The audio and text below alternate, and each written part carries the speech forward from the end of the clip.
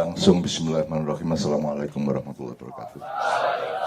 Karena saya merasa harus saya bukakan pintu sekarang. Karena saat ini mendengar ada yang nyanyi tadi pakai pengantar berlomba-lomba membuat kebaikan gitu ya. Terus kemudian ada penelitian. Itu semua kan ada muatannya, yang ada komplikasinya, ada paradoksnya, ada pertentangan-pertentangannya kan. Hidup itu gitu, tidak semudah yang Anda omongkan dan setiap kata harus diteliti kembali oleh setiap anak maknya. Jadi gini, misal sekarang ada kuesioner ya.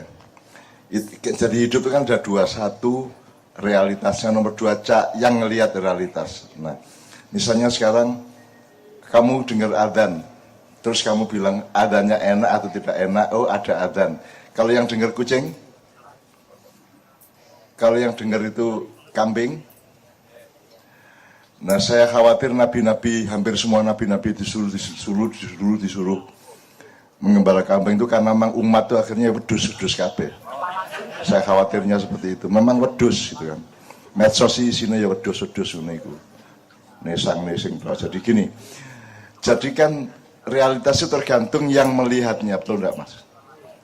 Jadi tergantung algoritma dan outline berpikir atau substansi atau metodologi yang ada di otaknya yang melihat. Sama dengan Quran itu bahasa Arab atau bukan? Al-Quran itu fakta realnya, teknisnya dia berbahasa Arab. Tapi yang bicara siapa? Allah. Beda nggak kalau Allah yang ngomong bahasa Arab dengan orang Arab ngomong bahasa Arab? Beda. Sekarang kue ngomong dancuk gitu ya. Ketika Anda ngomong itu di mall Amerika, ada yang paham enggak? Jadi berefek enggak dancuk tadi? Nah, jadi hidup itu harus Anda perhatikan dialektika antara kedua. Jadi semua sekolahan di dunia ini kan berasal dari cara melihat, cara pandang, metodologi. Nah, selama ini di Indonesia dulu dipimpin oleh Pak Nurcholish Madjid itu menurut saya tidak begitu setuju ya. Jadi intelektual Muslim kita itu melihat Quran sebagai objek. Cara yang melihatnya pakai pikiran Barat, pakai metodologi Barat. Itu yang dilakukan Cak Nur juga gitu ya. Nah, saya terbalik. Saya tuh ngelihat hidup dunia Indonesia atau apapun saja itu secara Al-Quran. Jadi Al-Quran itu metodologinya, kacamatanya, cara pandangnya. Jadi dulu misalnya ada kuesioner, ada penelitian.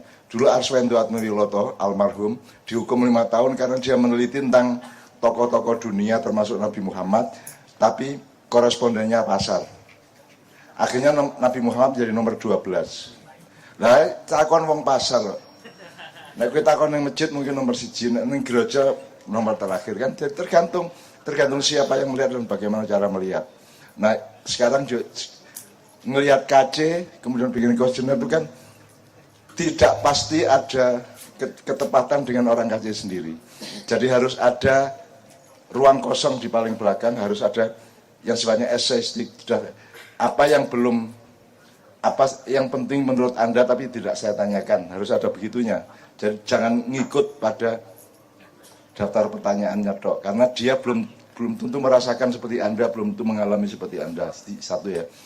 Nah, termasuk judul kita malam ini kan apa gue? Urjawa itu aku untuk angel ngapalno itu. Begitu aku maca urja itu aku eling selawatan. Apa? Maula ya sholli wasallam. Siapa ke? Sadurunge apa kuwi? Ya Rabbi bil Mustafa. Terus makositana terus ada lagi satu. Sik. Ya terus ada lagi yang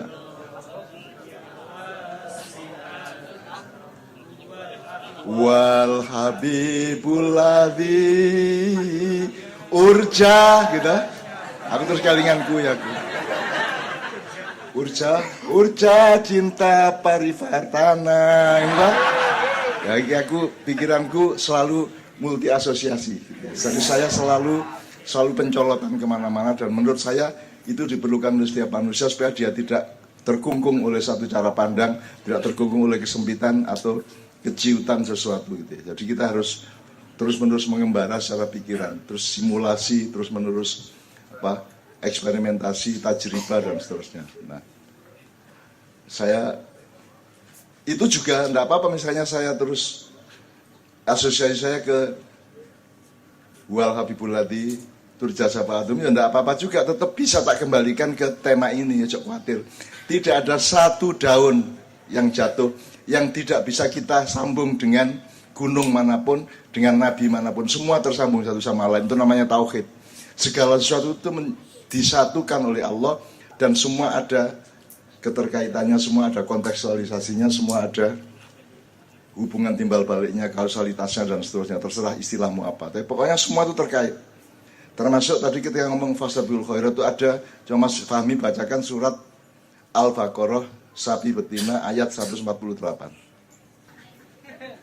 Al-Baqarah 148. Ya, Walikulli wijhatun huwa muwalliha fastabiqul khairat aynama takunu ya'ti bikumullahu jami'an innallaha ala kulli syai'in qadir. Di lomba-lomba bikin kebaikan tadi ada di ayat ini ya. Tapi itu oleh Allah dibuka dulu perspektifnya. Walikullin wijhatun. Walikullin wijhatun. Piye to cah pesantren ini? Walikullin wijhatun. Jadi kan susah saya bilang, bukan walikulli wijhatin. Walikullin titik wijhatun, koma wijhatun. Jadi bukan walikulli wijhatin. Kalau sambung, kalau dia menjadi mudhof ilaih, kowe ra mudeng to kowe. Kalau itu mudhof ilaih itu walikulli wijhatin. Tapi ini enggak, walikullin tok. Walikullin tok. Kulli itu setiap. Dan setiap, enggak pakai setiap manusia, setiap makhluk, setiap orang, setiap warga negara, enggak pakai subjek. Pokoknya setiap. Walikullin, gitu. Itu sama dengan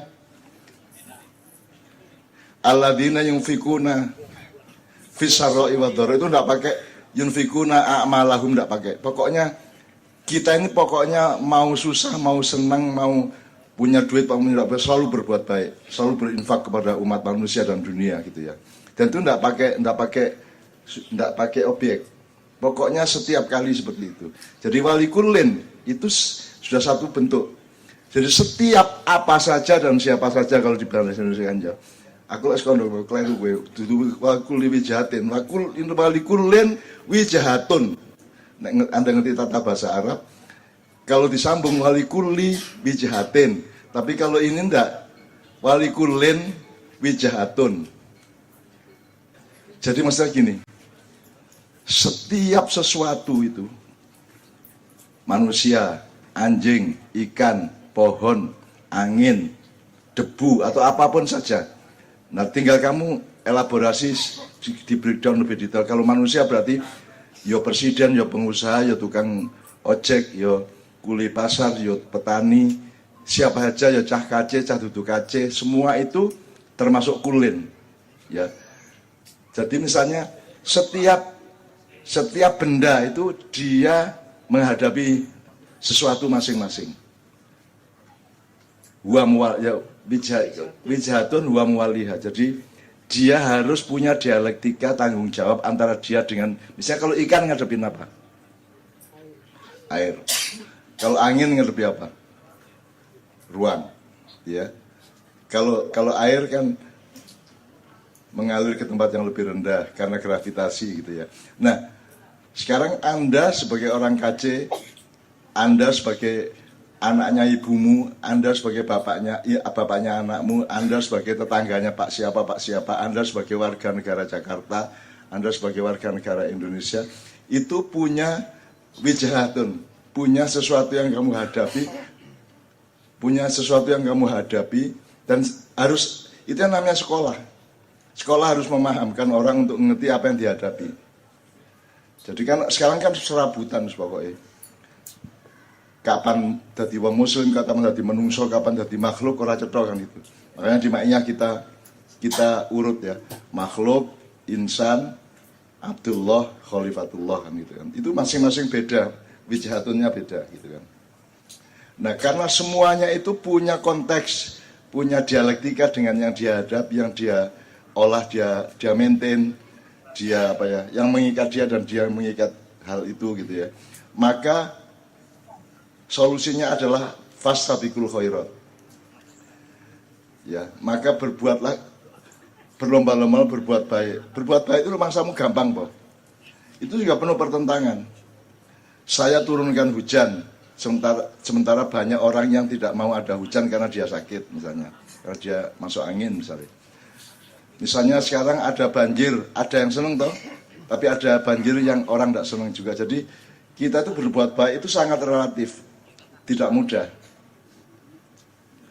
Kamu sama istri, sama anak, sama saudara, nanti yang namanya berbuat baik itu sangat relatif dan bisa menciptakan benturan-benturan. Jadi makanya kita disuruh Allah untuk selalu wijhatun sama waliha itu dipelajari sejak awal. Dan itu tidak ada di sekolahan, hanya di kelas Genduri Cinta ini gitu. Jadi walikulin, setiap apa saja. Jadi tanganmu itu punya yang dihadapi sendiri, hidungmu sendiri, rambutmu punya urusan sendiri yang dia hadapi gitu. Dia punya acuan sendiri, dia punya konteks sendiri. Walikulin wijhatun, bukan walikuli wijhatin. Walikulin wijhatun. Setiap apa saja dan siapa saja itu punya urusan dengan yang dia hadapi, di mana dia muwaliha.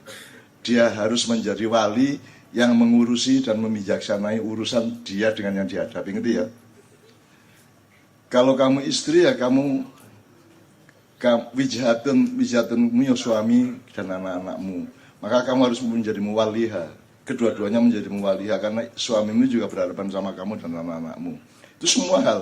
Kalau kamu rakyat, kamu wijhatunmu adalah pemerintah, adalah globalisasi, adalah konglomerat, adalah macam-macam itu ya. Terus kamu harus menjadi muwaliha dan semua orang menjadi muwali.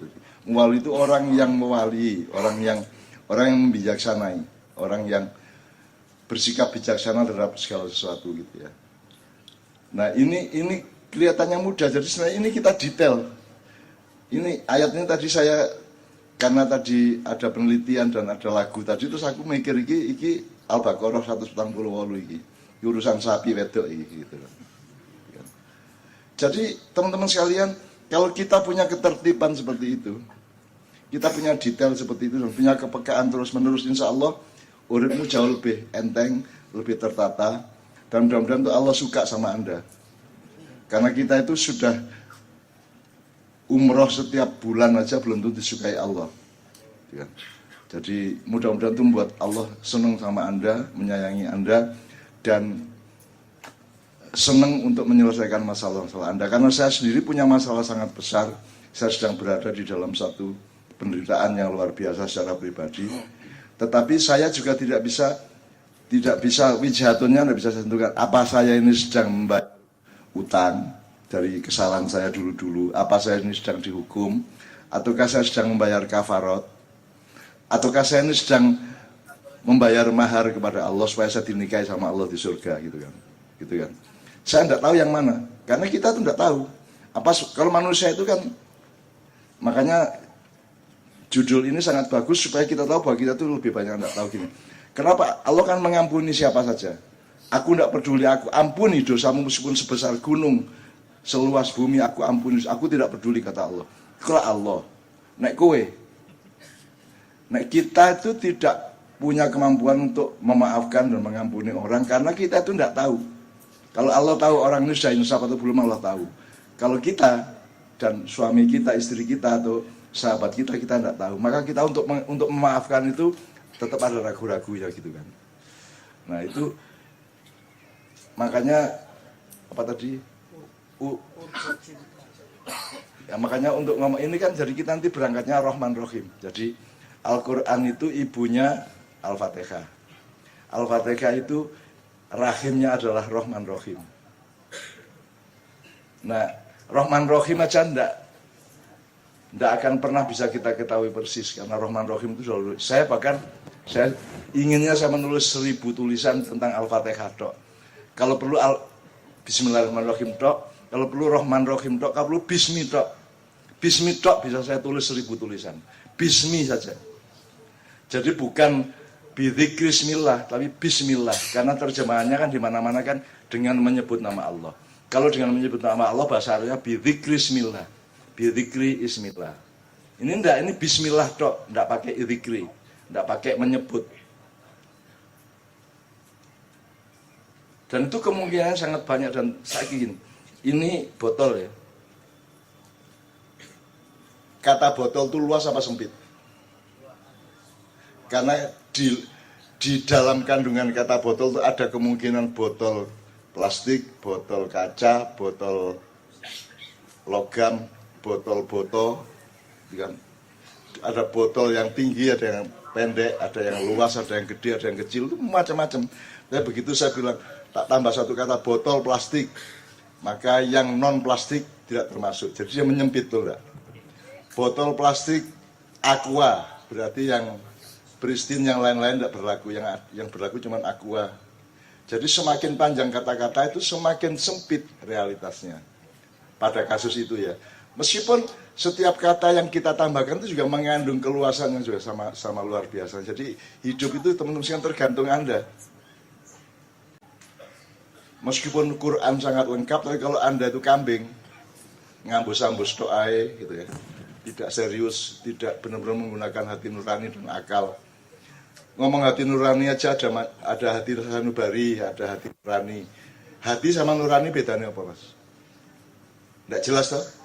Pernah ada yang bisa menjelaskan dosenmu, profesormu, ulamamu? Hati sama nurani, mbok pakai nurani itu. Maksudnya kan sama dengan mbok pakai hati sama aja toh?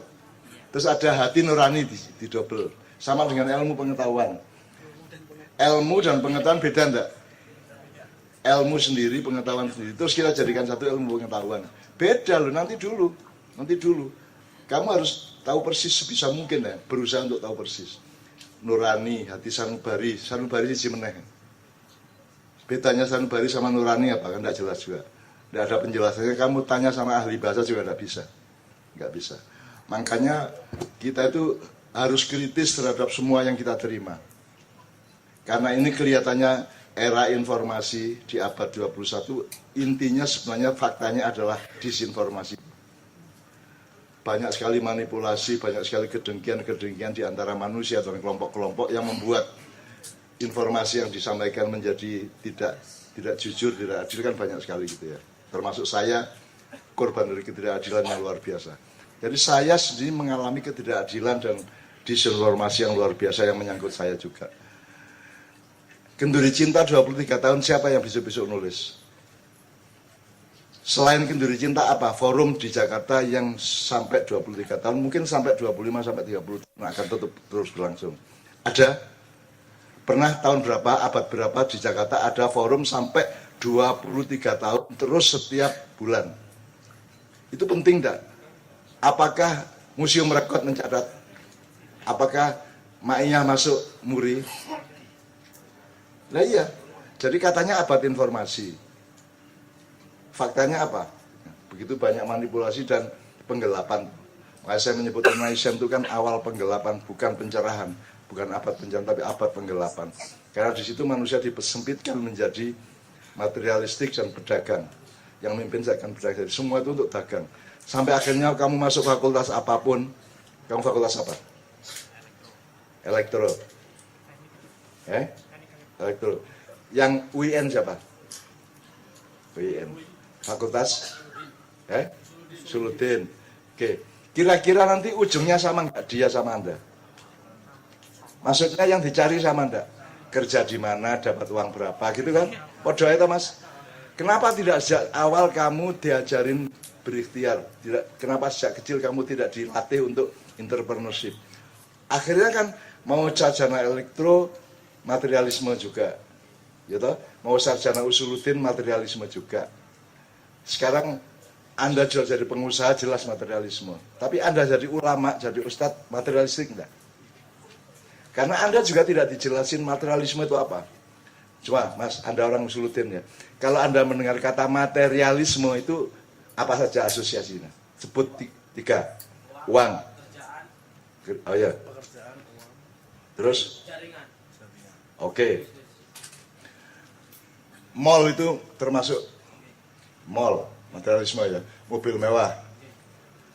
Rumah indah. Oke, gedung indah gitu ya. Sekarang saya tanya, kalau masjid yang indah, materialisme atau bukan?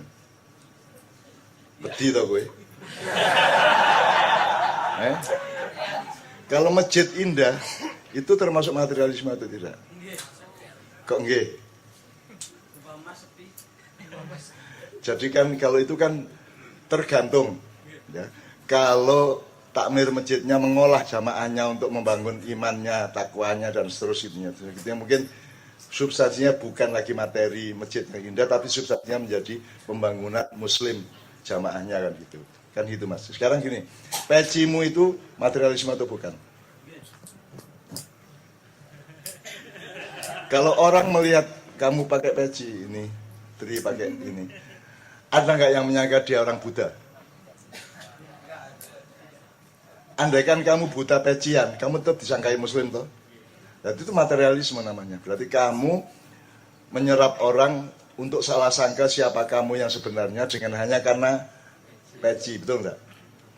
Gitu. Serbannya kiai itu yang sing nganggo apa? Apa itu jenenge rek? Kayak kodong ya. Terus ke sama serban gitu, sama tasbihnya. Itu kan materialisme itu bukan? Kalau itu menciptakan anggapan orang yang kemudian tidak cocok sama realitas orang yang pakai tasbih, kan jadi materialisme. Makanya hati-hati di Ma'iyah kan tidak ada aturan. Kita tidak menomorsatukan materi sama sekali. Kamu peci monggo ndak pakai baju kaosan kan masalah, gitu. Angger ojo muda kan gitu. Nek muda urusane ya nek muda-muda aja ndek gerdu kono ya gitu. Jadi ngerti ya Mas, jadi kita berpikir substansial, kita berpikir hakiki di Ma'iyah. Jadi kadang-kadang orang lupa bahwa karena saya kiai haji, saya kiai haji. Orang menyangka saya orang alim enggak? Oh dia kiai haji. Itu kira-kira materialisme enggak? Hanya karena dua kata, dua huruf K sama H, saya disebut orang soleh, betul enggak? Itu kan menipu orang, betul enggak? Betul enggak? Jadi sekarang jangan tertipu Anda, orang Ma'iyah nomor 1 jangan tertipu. Jangan tertipu oleh apapun saja, apalagi materialisme. Ojo ketipu sing ketok moto atau yang kasat mata atau sing kadunyan lah gitu. Dan seterusnya itu banyak sekali, kamu cari sendiri nanti yang namanya materialisme itu. Sekarang ngomong mengenai Fastabiqul Khairat tadi juga jangan. Dulu saya perjuangan dulu jilbab kan tahun 80-an akhir itu saya bikin kemana-mana drama lautan jilbab, dan waktu itu yang jilbaban itu cuman tidak ada 1% dari kaum muslimat, tidak ada 1%.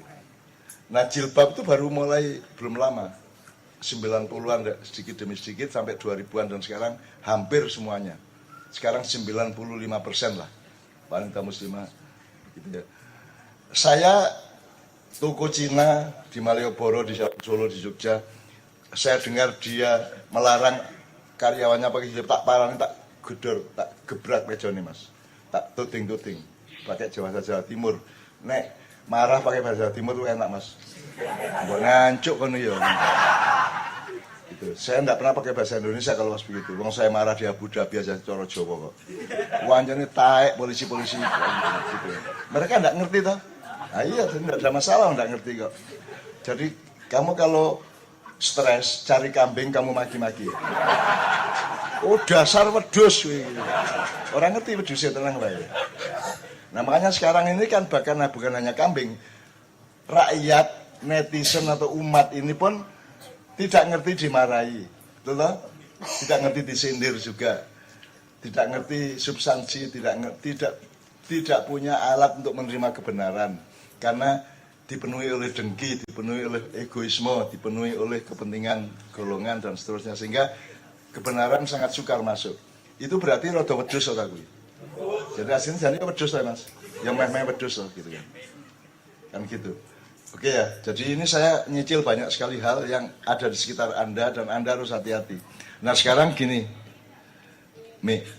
Sekarang kan kita ini Anda jamaah KC. Anda muslimah, Anda anaknya Bu ini, Pak ini, kakaknya D ini, D itu gitu ya, dan seterusnya. Anda umat Islam, Anda warga negara Indonesia gitu kan. Itu kan muwalihannya kan macam-macam, wijhatunnya macam-macam. Karena wali kulin tadi itu.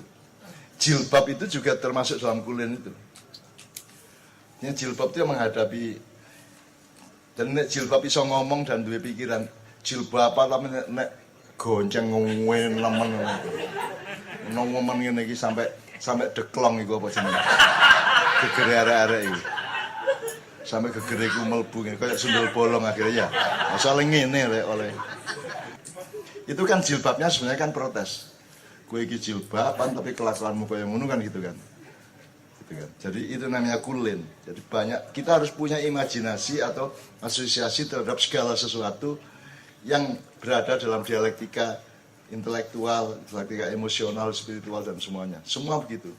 Sekarang bayangin kalau kamu close man dengan wanita yang bukan istrimu, umpamanya ya. Kira-kira selambunya ngomong apa? Kira-kira dipannya ngomong, kasurnya ngomong apa? Sudah cahaya. Anda bayangkan, makanya Anda harus mendengar suara yang tidak terdengar. Anda harus bisa melihat sesuatu yang tidak terlihat.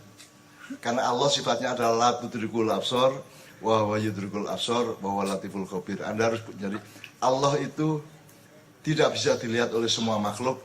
Allah bisa melihat semua makhluk karena dia sangat lembut dan sangat mengabarkan. Nah, kalau bisa Anda punya latiful khabir, punya latihan untuk latif al khabir itu. Makanya dipelajari. Nah kan jadi angin aja kan ngomong tentang Anda. Apalagi malaikat yang mengawal Anda kan tiap hari sebenarnya batin. Bajingan cah-cahit, orang tahu nyopo aku. Dolanan wae. Itu kan kita itu kan sedang dimaki-maki oleh banyak hal dalam hidup kita yang kulin tadi itu.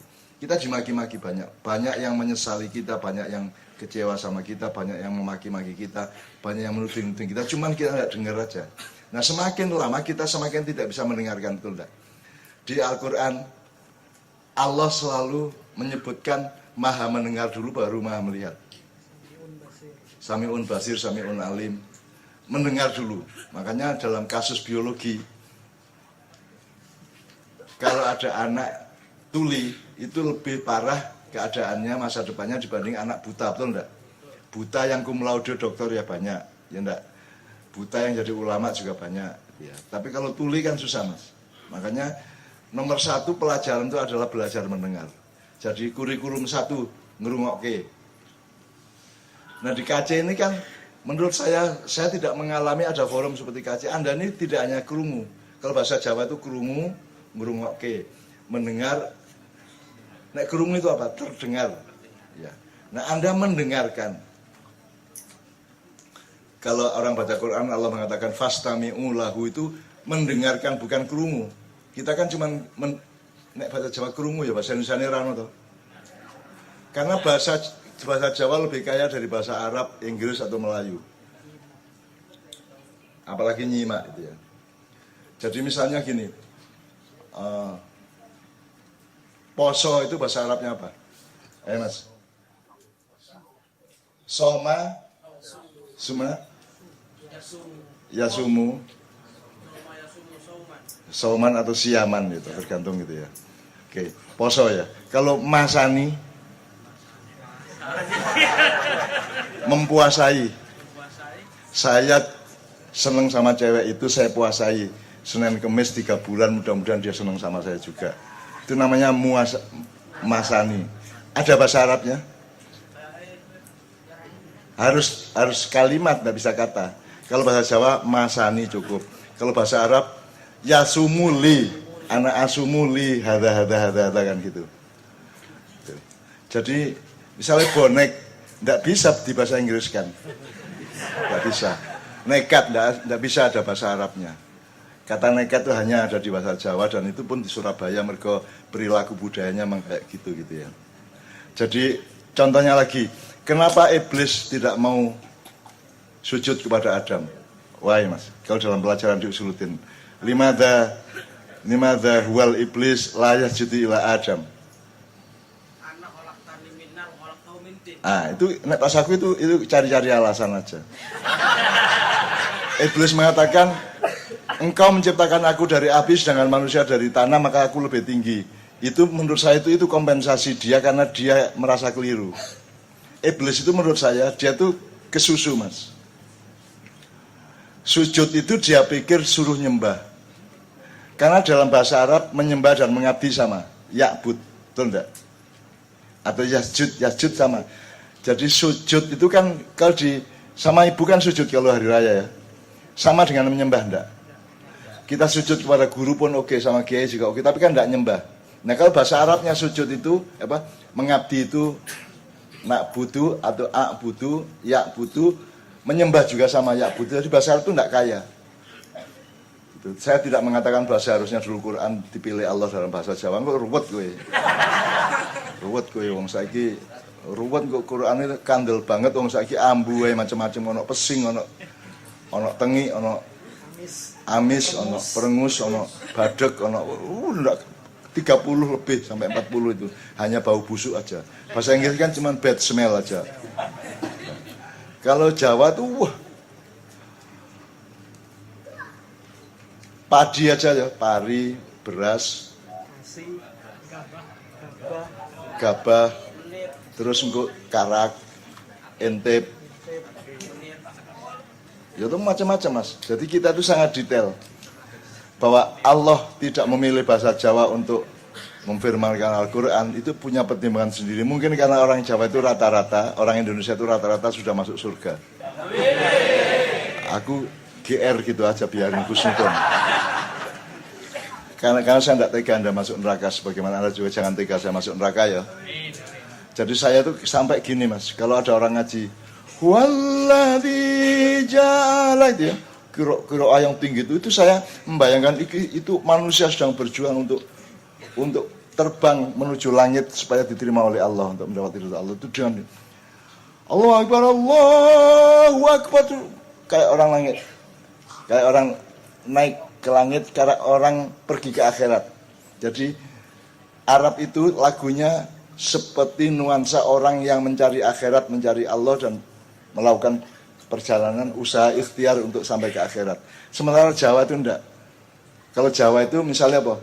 Anjas morari mami mas mirah. Itu enggak cari surga, sudah di surga itu. Terus kari leha-leha. Terus kari rokokan, terus kari senden-senden, terus gitu ya. Itu saya tidak mengatakan pasti seperti itu, tapi aku bayanganku menungguin. Wong Jawa itu sebelum Islam datang pun dia sudah menemukan hakikat hidup dan hakikat akhlak yang baik itu loh. Sunda Jawa sama aja, penemuannya luar biasa. Maka saya menyebut Sunda Jawa dengan Islam itu sama dengan tumbuh ketemu tutup mas. Orang sudah cari sendiri secara muamalah, cari Allah, cari hakikat hidup, cari kebaikan, cari segala macam, sudah dicari sendiri tanpa agama oleh orang Jawa dan Sunda. Bahkan mungkin oleh orang seluruh Indonesia, seluruh Melayu gitu ya. Terus Quran datang itu untuk ngasih, untuk supaya diresmikan aja. Misalnya pama ya'mal mithqala dzarratin syarra yarah, pama ya'mal mithqala dzarratin syarra yarah, itu untuk meresmikan ngunduh wong pakarti gitu ya. Nah bahasa Jawa, bahasa Sunda banyak sekali kata-kata mutiara yang sangat mengandung ajaran agama yang luar biasa, padahal belum ada agama pada waktu itu. Waktu Sunda Wiwitan belum ada agama, tapi sudah menemukan hakikatnya dan substansinya. Gitu ya mas ya. Tapi ini jangan terus, dari mana cak sanatnya? Sanat subuh apa? Sanat itu untuk apa toh? Sanat itu untuk ilmu hadis dan segala informasi dari Rasulullah. Anda butuh asbabul wurudnya, kalau dari Allah asbabun nuzulnya gitu ya. Sekarang kalau orang nulis puisi butuh sanad enggak? Pidato presiden butuh sanad enggak? Kecuali dalam pidato itu mengutip Rasulullah, itu harus jelas sanad. Sanad itu penting untuk referensi dan verifikasi sejarah, tapi tidak semua hal. Banyak yang sanadnya saya. Saya banyak ngomong hal-hal yang kalau dicari yang paling pertama ngomong gitu ya saya. Jadi sanadnya saya. Kamu enggak bisa ketemukan di kitab-kitab kuning yang manapun, kitab hijau, kuning, coklat, lorek, enggak ada. Baru kita di KC yang ngomong gitu, hanya di Ma'iyah kita ngomong gitu. Misalnya soal walikulin tadi itu, enggak ada itu. Anda cari di kitab kuning kayak apapun enggak ada. Itu bukan walikulin. Saya sudah curiga tadi, keliru macamnya, bukan walikulin. Rata-rata keliru loh. Rata-rata karena dia berpikirnya itu apa? Default ya, default itu baku, pakem, sebagaimana biasanya orang. Ternyata di situ enggak. Walikulin itu sudah satu complong, baru wijahatun. Jadi setiap sesuatu, setiap apa saja, setiap tok punya wijah, punya kiblat atau punya sesuatu yang dihadapi, punya sesuatu yang dia harus berurusan. Dan dia menjadi muwalinya, dia yang harus memanage itu. Dia menjadi muwali. Dia yang harus maintenance, bikin maintenance sebaik mungkin. Kue gawe warung yo, Anda harus mewali warung itu. Dan warung itu wijahannya apa? Warung itu wijahannya adalah nyenengin orang supaya Anda disenengin dengan dia bayar kan gitu kan. Dan seterusnya lah. Itu harus ditemukan. Wijahatunya itu ditemukan. Setiap segala sesuatu, apa saja. Tidak tergantung manusia. Manusia aja macam-macam kok. Anda sebagai Anda, beda Anda sebagai Muslim dengan Anda sebagai orang Jakarta, beda dengan Anda sebagai orang global, beda dengan Anda sebagai warga negara Indonesia, beda dengan Anda sebagai alumnus sekolah mana, beda dengan Anda sebagai ahli elektro, beda-beda. Aku tanya, di kampusmu ada kurikulum membangun manusia enggak? Membangun Anda supaya pinter elektro, toh? Supaya jadi sarjana elektro. Menungsonya digarap orang. Sebagai manusia Anda pernah dikasih kurikulum enggak? Tidak ada toh. Jadi seluruh dunia ini tidak ada pendidikan yang membangun manusia. Betul enggak? Jadi sekarang kita mau masuk sedikit ya, supaya saya tidak terlalu panjang ya. Ini kan sekarang kita sebagai orang Indonesia, satu tok ya. Kita sedang berada dalam keadaan yang kayak gini. Wallahu alam, penilaian Anda saya tidak, aku orang ngarani ya. Mungkin nanti ada pemilu, mungkin tidak, saya tidak tahu. Gitu. Mungkin ada begini, ada begitu, saya tidak tahu. Pokoknya kita sedang berhadapan dengan suatu keadaan negara dan pemerintahan yang sedemikian rupa. Terserah penilaian Anda, saya tidak ngarani apa-apa dan saya. Nah menurut Anda, sekarang ini tahun 2023 sampai 2024, sampai 10 tahun lagi kira-kira itu kita melakukan apa? Maknya ini kira-kira ngurusin negara apa tidak misalnya. Ngurusin pemerintahan apa tidak. Ngurusin pemilu apa tidak maknya ini. Anda sebagai orang maknya ngurusin apa tidak. Apakah Anda akan demo kalau ada korupsi atau tidak? Monggo. Saya tidak ada aturan di maknya, yang ada adalah akal sehat. Itu ya Mas ya. Nah makanya sekarang ini kita mau apa? Termasuk penelitian tadi itu kan, kalau dia tidak mengerti itu, si peneliti kalau dia tidak punya aspirasi seperti itu kan salah. Yang ditanyakan salah, karena lebih penting bikin pertanyaan daripada jawaban. Jawaban gampang garing ngerespon pertanyaan, tapi kalau untuk menciptakan pertanyaan itu kan butuh kecerdasan yang 10 kali lipat gitu loh. Makanya tidak gampang meneliti itu. Oke. Jadi menurut Anda, atau gini aja, sekarang coba kalau Anda elektro tapi kan juga ada ilmu sosialnya, ada enggak? Misalnya gini, ada kumpulan manusia atau ada gerakan peradaban, gerakan di sebuah negara, kalau yang urusannya bareng-bareng cari laba namanya apa? Laba materi. Namanya apa? Kalau yang orang kumpul, urusannya sama aja itu harus laba ini. Namanya apa? Kumpulan orang ini ada di sebuah lembaga yang namanya perusahaan. Gitu ya. Kalau orang kumpul di masjid cari apa? Kalau terserah ya, terserah. Sekarang kalau orang bikin ormas itu tujuannya apa? Apa? Tujuan visi misi. Kalau orang gini, yang paling gampang, bikin parpol tujuannya untuk ikut berkuasa, syukur menguasai semua gitu ya. Gitu ya. Kalau bikin parpol, kalau bikin ormas, ya kadang-kadang ikut parpol, kadang-kadang tidak gitu ya. Tidak jelas gitu ya. Pokoknya kalau perusahaan cari uang bareng-bareng, cari laba bareng-bareng. Kalau Anda kumpul jadi sebuah pemerintahan, tujuannya apa? Tujuannya itu untuk melaksanakan tugas mengurusi rakyat dan negara, ataukah punya tujuan sendiri? Selama ini menurut Anda mereka ngurusi rakyat apa enggak? Tidak. Kue lo sih ngomong lo. Bukan saya lo. Ya, itu terserah, saya tidak ngeklaim, saya tidak ngarani, saya tidak judging ya. Saya tidak menilai. Pokoknya saya cuma menanyakan kepada Anda, ada orang kumpul itu tujuannya beda-beda. Kalau kumpul tanggal 19 di Senayan, tujuannya untuk apa? Terus ada tamu dari Argentina datang. Tujuannya untuk bikin gol, gitu kan. Meskipun akhirnya kegulan. Entah 3-1, entah 5-1, entah 8-1 mau gak karepmu. Kowe lho sing ngomong. Kowe sing ngomong lho ya. Pak Yong, Pak Sintayong niki di sampeyan diarani kalah 8-1 iki lho.